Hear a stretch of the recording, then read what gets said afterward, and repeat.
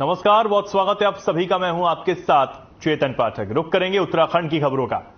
देहरादून में हरेला पर्व के मौके पर जल संरक्षण एवं जल धाराओं के पुनर्जीवन थीम पर कार्यक्रम का आयोजन किया गया। कार्यक्रम में सीएम धामी भी मौजूद रहे। इस दौरान सीएम धामी ने क्या कुछ कहा, ये आपको सुनवाते हैं। मुंह में डालते हैं और ब्रश हमारा चलता रहता है, पानी बहता रहता है। हाथ में हम साबुन लगाते हैं और साबुन लगाने के बाद रगड़ते रहते हैं, दोनों हाथों को मलते हैं और पानी बहता रहता है। नहाने के लिए जहां हमारे को एक बाल्टी पर्याप्त है, वहीं हम कई बाल्टी पानी उड़ेलते रहते हैं, क्योंकि अभी हम इसके महत्व से परिचित नहीं हो रहे हैं। आज दुनिया के बहुत सारे देश ऐसे भी हैं जहां पर पानी पेट्रोल के भाव बिकना प्रारंभ हो गया है, और जो महान चिंतक हैं या शोधकर्ता हैं या देश दुनिया की जो बात करते हैं या उस पर काम करते हैं, उनका कहना है कि आने वाले समय में सबसे बड़ा संकट अगर किसी का होने वाला है, सबसे बड़ी कमी किसी की होने वाली है या सबसे अधिक जरूरत किसी की हमको होने वाली है, तो वो और कुछ नहीं है, वो जल के रूप में होने वाली है। इसलिए हम लोगों ने तय किया कि इस बार की ये थीम हमारे हरेला पर्व की, जो हमारे नाले हैं, धारे हैं, हमारे बड़े बड़े स्रोत हैं, नौले हैं, तमाम जगह पर आज स्रोत सूख गए हैं। जो नाले चलते थे, नौले चलते थे, वो भी सूख गए हैं। धारे जो बहते हुए हमको दिखाई देते थे, वो भी सूख गए हैं। उनका पुनर्जीवन कैसे हो? पिछले दिनों हम लोगों ने, आदरणीय प्रधानमंत्री मोदी जी ने पूरे देश के लिए जो अमृत सरोवर की योजना पूरे देश के लिए उन्होंने अपेक्षा करी, अपील करी, उस क्रम में हमारे प्रदेश के अंदर 1200 से भी ज्यादा अमृत सरोवर अभी तक बनाए गए हैं। और मैं आप सबसे अनुरोध करना चाहता हूं कि इस क्षेत्र में बहुत सारे लोग हमारे काम कर रहे हैं, पर्यावरण के क्षेत्र में, जल संरक्षण के क्षेत्र में, हरा भरा पर्यावरण बनाने के लिए, वनों के क्षेत्र में, हरियाली के क्षेत्र में, प्रकृति के क्षेत्र में। तो उन सब लोगों ने बहुत ही शानदार काम हमारे लिए एक प्रेरणा के रूप में किया है। हम सबको उसको केवल औपचारिक रूप से नहीं, बल्कि आज के पर्वों के दिन हमको ये अपनाना होगा, और अपनाना केवल एक कार्यक्रम तक सीमित होकर नहीं रहना होगा।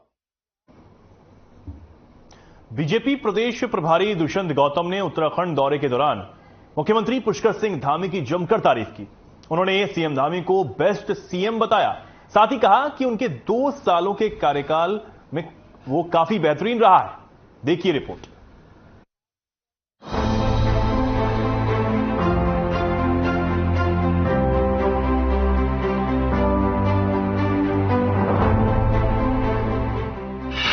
सीएम धामी के मुरीद हुए प्रदेश प्रभारी पुष्कर सिंह धामी को बताया बेस्ट सीएम। धामी सरकार के 2 सालों को बताया बेहतरीन। उत्तराखंड के सबसे युवा मुख्यमंत्री पुष्कर सिंह धामी अपने नियमों और कार्रवाई को लेकर धाकड़ सीएम के रूप में जाने जाते हैं। अपने कड़े तेवरों के लिए सीएम धामी जनता के बीच में खासे लोकप्रिय भी हैं। धामी ने पहले मतांतरण, फिर नकल विरोधी कानून के बाद अतिक्रमण पर सख्त कानून के मास्टर स्ट्रोक से अपने तेवर दिखा दिए। पुष्कर सिंह धामी उत्तराखंड के 12वें मुख्यमंत्री हैं। प्रधानमंत्री नरेंद्र मोदी के साथ ही गृह मंत्री अमित शाह और रक्षा मंत्री राजनाथ सिंह धामी की तारीफ कई बार कर चुके हैं। और इसी फहरिस्त में एक नाम और जुड़ गया है। वो नाम है बीजेपी के प्रदेश प्रभारी दुष्यंत गौतम का। दुष्यंत गौतम ने सीएम धामी को देश के चुनिंदा मुख्यमंत्रियों में से एक बताया है। बीजेपी प्रदेश प्रभारी उत्तराखंड में बारिश से हाहाकार के बीच बीजेपी कार्यकर्ताओं में जोश भरने और साथ ही बीजेपी के लोगों के साथ आपदा प्रभावितों की मदद करने पहुंचे। वहीं प्रदेश प्रभारी ने बीजेपी विधायकों से भी क्षेत्र में जाकर आपदा प्रभावितों की मदद के लिए कहा। बीजेपी प्रभारी ने धामी के 2 साल के कार्यकाल को संतोषजनक बताते हुए कहा कि जब बेहतरीन फैसले लेने वाले मुख्यमंत्रियों का जिक्र आता है तो धामी का नाम शीर्ष पर होता है। सभी जिलाध्यक्ष, उस जिले में विधायक और अनेक मोर्चाओं के वरिष्ठ कार्यकर्ता उसमें बैठक में उपस्थित थे। हमने हर जिले में हर विधायक से पूछा कि आपके क्षेत्र की क्या स्थिति है, इस आपदा से कैसे आपने निपटा है और उसके बाद में क्या क्या चुनौतियां हमारे सामने है। आपको बता दें कि प्रदेश में बारिश कहर बनकर बरस रही है। बारिश ने एक तरफ जहां कई मार्गों को बंद कर दिया है, वहीं कई पुल भी क्षतिग्रस्त हुए हैं।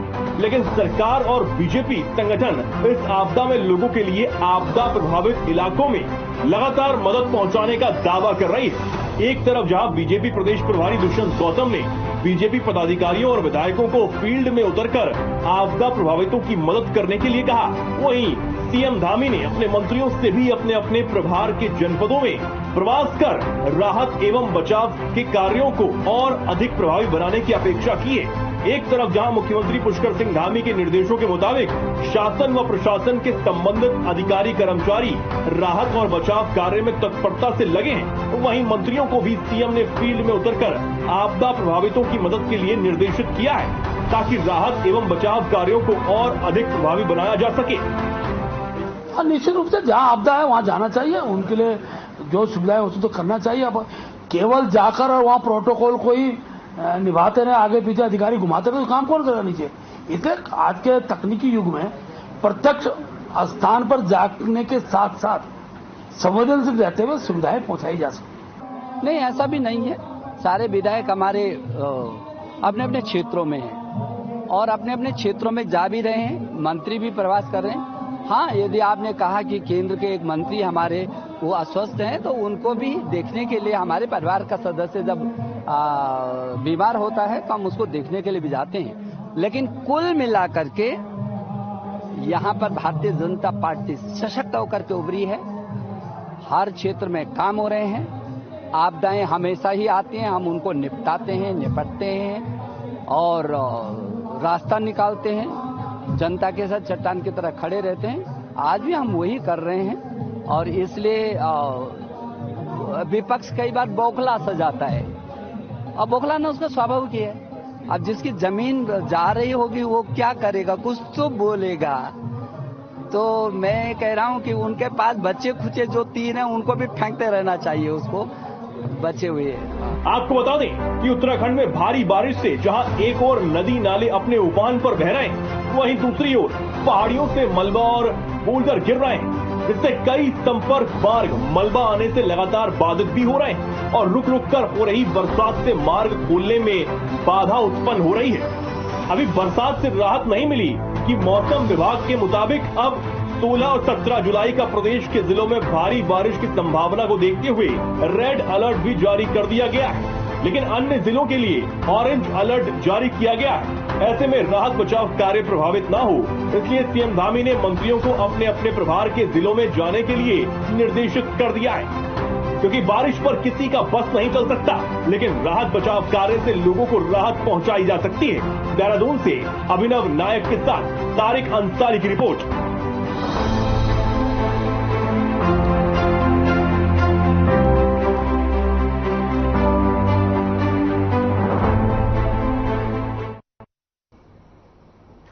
राजधानी देहरादून में आयोजित 2 दिवसीय राष्ट्रीय स्वास्थ्य चिंतन शिविर का समापन हो गया है। इस चिंतन शिविर में 25 राज्यों के 266 प्रतिनिधियों ने हिस्सा लिया। 2 दिनों तक चले इस चिंतन शिविर में राज्यों की स्वास्थ्य सेवाओं को लेकर सभी ने अपने विचार रखे।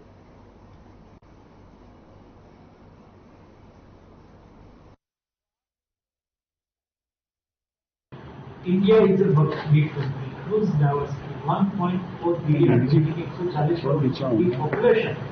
यहाँ अलग अलग क्षेत्र, यहाँ रेगिस्तान भी है, यहाँ हिमालयन रेंज भी है, यहाँ हाइब्रिड एरिया भी है। ऐसी स्थिति में हिमालयन रेंज में हेल्थ को एक्सेसिबल करने के लिए कई इनिशिएटिव लिया जाना आवश्यक है। उसमें कई इनिशिएटिव चालू भी हुआ है। फॉर एग्जाम्पल टेली कंसल्टेशन, हमारे पहाड़ी क्षेत्र में दूर से दूर कोई पीएचसी हो और उसको कोई वहां से उसको ऋषिकेश एम्स पहुंचने में 10 घंटा लगता है, 5 घंटा लगता है, 6 घंटा लगता है। ऐसी स्थिति में उसको वहां से यहाँ आना ना पड़े, क्या करना चाहिए? तो इसलिए टेली कंसल्टेशन से यहाँ के स्पेशलिस्ट डॉक्टर से वो सीधा जुड़, इसके लिए ई-संजीवनी प्लेटफॉर्म का उपयोग करके टेली कंसल्टेशन चालू किया। दूसरा एक प्रयोग चालू किया है धीरे धीरे वो रूटीन में आए, वो है वहां आपको डॉक्टर साहब तो मिल गया उसने और कहा पीएचसी पर कि उसको ये मेडिसिन इमीडिएट चाहिए और मेडिसिन नहीं है तो क्या करें। तो एक सक्सेस प्रयोग हुआ एम्स ऋषिकेश में अभी ड्रोन सर्विस चालू करने के लिए निर्णय किया है। तो दूर सुदूर इलाके में भी, पहाड़ में भी वहां से मेडिसिन लाना है तो यहाँ से मेडिसिन वहां इमीडिएट पहुंचाने की आवश्यकता होगी उनको पहुंचा देंगे। वहां से ब्लड सैंपल यहाँ टेस्ट के लिए लाना हो तो ब्लड सैंपल भी आ जाएंगे।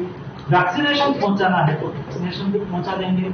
ऐसी व्यवस्था स्पेशल मध्य बेल्ट में करने के लिए मांगे।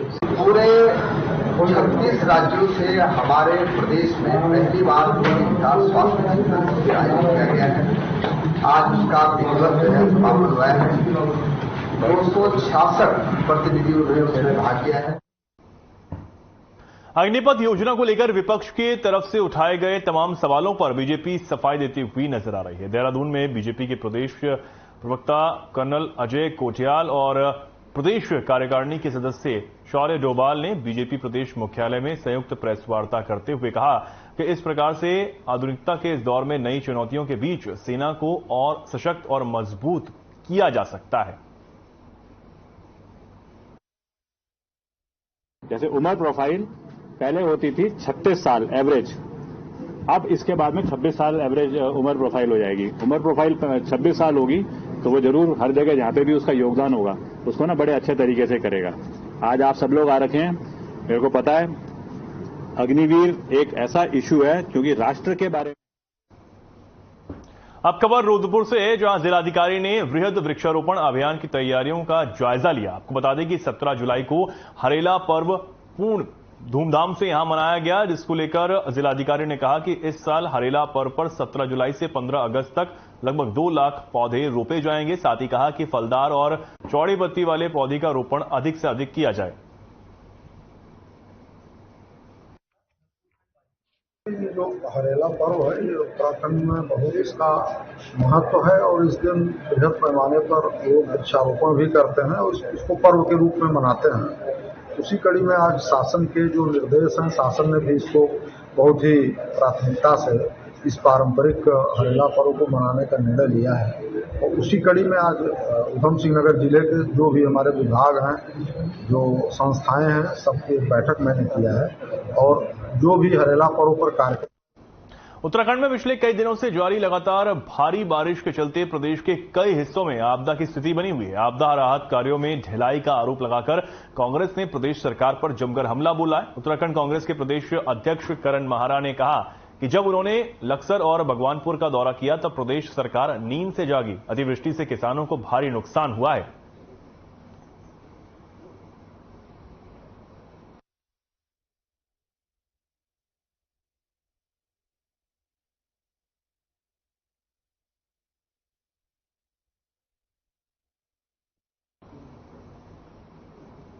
उत्तराखंड में बीते कई दिनों से जारी लगातार भारी बरसात के चलते प्रदेश के कई हिस्सों में आपदा की स्थिति बनी हुई है। आपदा राहत कार्यों में ढिलाई का आरोप लगाकर कांग्रेस ने प्रदेश सरकार पर जमकर हमला बोला। उत्तराखंड कांग्रेस के प्रदेश अध्यक्ष करण माहारा ने कहा कि जब मैंने लक्सर और भगवानपुर का दौरा किया उसके बाद प्रदेश सरकार नींद से जागी है। अतिवृष्टि से किसानों को भारी नुकसान हुआ है और सरकार इस मामले में असंवेदनशील बनी हुई है।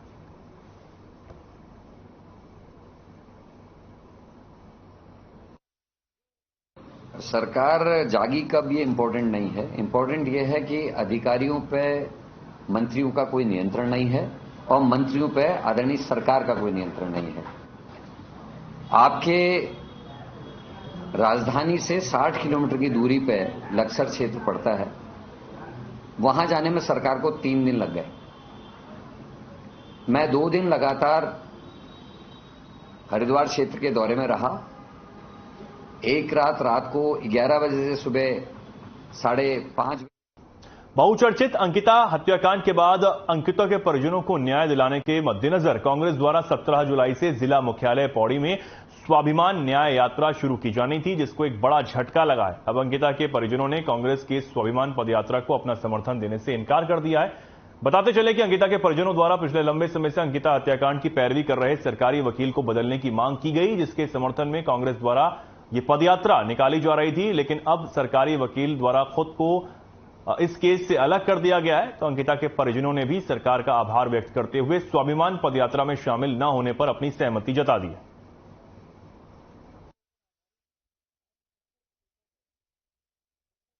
जो उनका वकील था उसको बदल दिया गया है।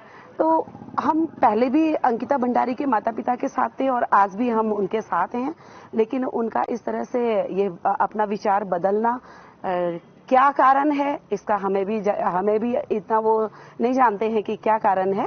लेकिन हम पहले भी उनके साथ थे और आगे भी उनके साथ रहेंगे। ये एक अंकिता भंडारी का ही मुद्दा नहीं है, ये आगे हमारी जो बच्चियां हैं इस संबंध में जो हम लोगों ने 7 तारीख को एक ऑफिशियल रिपोर्ट जिसमें एडीएम स्तर से जो जांच की गई थी वो प्रेषित की गई थी। और उसमें एक रीसेंट डेवलपमेंट ये है कि खुद जो अभियोजक साहब हैं उनके द्वारा भी ये एक पर्टिकुलरली स्वेच्छा से स्वयं इस मुकदमे से हटने संबंधी एक पत्र माननीय मुख्यमंत्री जी के लिए प्रेषित किया गया और उसे मेरे स्तर से भी शासन स्तर पर सचिव विधि महोदय को प्रेषित किया। जो सरकारी वकील जो जितेंद्र राव जी थे अंकिता भंडारी के केस में, वो हमने हटाने की मांग की थी और सरकार द्वारा आज मुझे यहाँ पे आश्वासन डीएम कार्यालय से अवगत हुआ कि सरकार ने जो है जितेंद्र राव जी को हटा दिया है।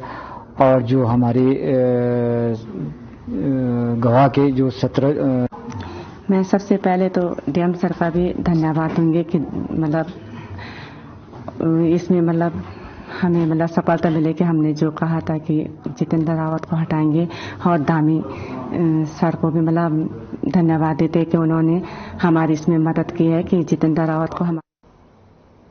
चमोली में देर रात हुई मूसलाधार बारिश से कर्णप्रयाग ग्वालदम राष्ट्रीय राजमार्ग हरमनी और सिमलसैंड में बाधित हो गया, जिससे सड़क के दोनों ओर वाहनों की लंबी लंबी कतारें लग गई। देर रात को हरमनी में मलबे की चपेट में एक टाटा सूमो भी आ गई, जिसमें शनिवार को घनियाल धार में हुई दुर्घटना में मृतका सरस्वती देवी के शव को पोस्टमार्टम के बाद वापस लाया जा रहा था।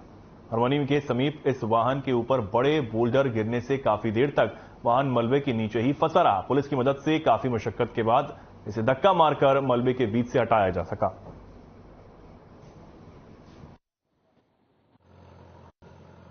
तो 10:30 बजे से ये हरमनी में जो स्लाइडिंग जोन है उसमें एक वाहन फंस गया था, जिसमें कल मोड़ की दुर्घटना में सरस्वती देवी का सवार था। फिर हमें कंट्रोल से सूचना मिली थी, मौके पे गए। फिर हमने प्रशासनिक अधिकारी एसडीएम साहब से और ग्रीफ की ओसी साहब से संपर्क किया, तो ओसी साहब ने तुरंत वहाँ जेसीबी भेजी। फिर जब हमको यहाँ से निकाल के लाए रास्ते में, तो यहाँ पर ब्लॉक हो गया 3 बजे से अभी यहाँ पे प्रस्तुत रहे। और आगे अब खबर काशीपुर से है, जहां बीती रात तेज बरसात के चलते खेत खलियान नदी नाले अपने उफान पर थे, जिसका निरीक्षण प्रशासनिक अमले ने क्षेत्र भर में किया है। लगभग 4 बजे एसडीएम और तहसीलदार को सूचना मिली कि महादेव नहर में हल्द्वानी से सैर सपाटा करने आए 2 युवक नहाते हुए डूब गए। वहां खड़े लोगों ने एक व्यक्ति को बचा लिया, जबकि हल्द्वानी निवासी कामिल नामक व्यक्ति डूब गया। वहीं सूचना मिलते ही एसडीएम अभय प्रताप सिंह, तहसीलदार और आईटीआई थाना इंचार्ज कोतवाल आशुतोष मौके पर पहुंचे। रात जो है अत्यधिक बरसात हुई है और जिस कारण जो है महादेव नहर और बारना नदी में जो है जो पहाड़ का पानी वो अत्यधिक आया है, जिस कारण जो है जलभराव भी काफी हुआ हैगा। और आज सुबह से जिलाधिकारी महोदय और हम लोग जो है भ्रमण पे थे, तो लगभग 4 बजे का टाइम था और एक अभी खबर मिली कि एक बच्चा जो है वो नहर में डूब गया है और वो हल्द्वानी का बताया जा रहा है, जिसका नाम मोहम्मद आकिब है। उन्होंने 18 वर्ष खोजबीन जो है की जा रही है और एसडीआरएफ की टीम भी आ गई है। अब खबर पचवादून क्षेत्र से है, जहां देर रात सहजपुर थाना क्षेत्र में कावड़ियों और स्थानीय लोगों के बीच हुई किसी विवाद को सांप्रदायिक रंग देने की कोशिश की गई। गनीमत यह रही कि सहजपुर थाना प्रभारी गिरीश नेगी की सूझबूझ से मामले को किसी तरह शांत करा दिया गया और सांप्रदायिक तनाव पैदा कर रहे लोग अपने मंसूबों में कामयाब नहीं हो सके। वहीं हंगामे को देखते हुए पुलिस ने क्षेत्र की सुरक्षा व्यवस्था बढ़ा दी है। देखिए, कल करीबन 10:30 बजे ये सूचना आई थी कि यहाँ से कावड़ जब जा रही थी तो किसी के द्वारा पत्थर फेंका गया है। तो उसी में दोनों पक्ष जो है वो आमने सामने आ गए थे और इनकी बीच में इनके मारपीट वगैरह हुई है। तो पुलिस इसमें पूरी कार्रवाई कर रही है। इसमें हमने मुकदमा भी दर्ज कर दिया गया है और पुलिस इसमें उधम सिंह नगर की किच्चा कोतवाली पुलिस को बड़ी कामयाबी हाथ लगी है। किच्चा पुलिस ने करीब 9 लाख कीमत की स्मैक के साथ उत्तर प्रदेश के निवासी 2 नशा तस्करों को गिरफ्तार कर लिया है। पुलिस ने पकड़े गए दोनों ही आरोपियों के खिलाफ एनडीपीएस की धाराओं में मुकदमा दर्ज कर कार्रवाई भी शुरू कर दी है। बता दें कि पुलिस ने आरोपियों के कब्जे से करीब 94 ग्राम स्मैक बरामद की है। वहीं पकड़े गए दोनों आरोपी क्षेत्र में स्मैक पहुंचाने आए थे।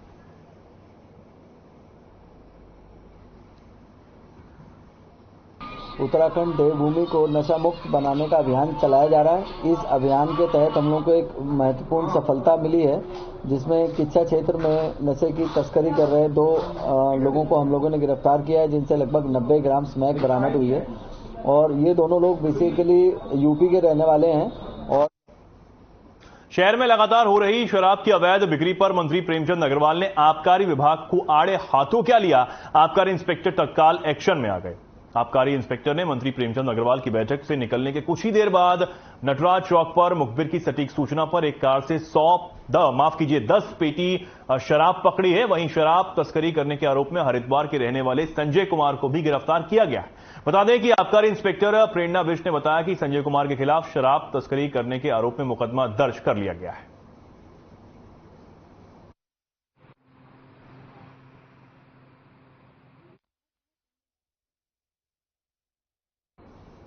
अब खबर जनपद उधम सिंह नगर के जसपुर से है, जहां तहसील प्रशासन और आबकारी विभाग और फूड विभाग की संयुक्त टीम ने एक वेस्ट होटल पर अनियमितताएं पाए जाने पर कार्रवाई की है। बता दें कि प्रशासन ने कार्रवाई करते हुए होटल को सील कर दिया है।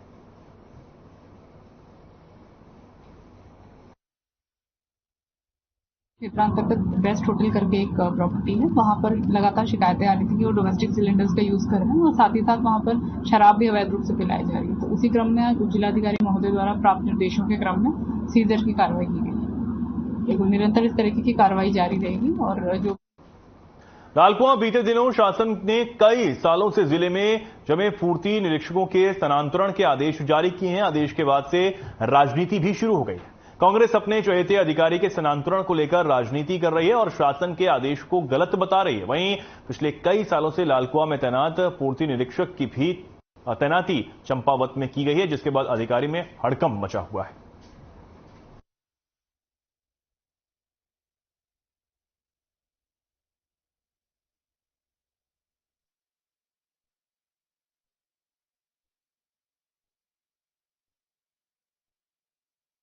जो भी अधिकारी हैं उनने अपना काम करना चाहिए, सरकार के काम में उन्हें दखल नहीं देना चाहिए। देखिए, सरकार अपने हिसाब से सही काम कर रही है। जैसे कुछ सालों से जो लोग यहाँ पर हैं उनको पहाड़ भेजेगी और पहाड़ के कुछ लोग हैं वो यहाँ आएंगे, तो पहाड़ वाले यहाँ आके कुछ सीखेंगे और यहाँ वाले जितने जो भी हैं वहाँ पहाड़ जाएंगे तो वहाँ फिर वहाँ की कमियाँ, वहाँ के हिसाब से अगर कोई कमियाँ होंगी तो उस बारे में बताएंगे। देखिए, हर आदमी का अपना अपना एक सोचने का ढंग होता है, तो सरकार के फैसले में मेरे हिसाब से राजनीति नहीं होनी चाहिए। तो फिलहाल के लिए खबरों में इतना ही। नमस्कार।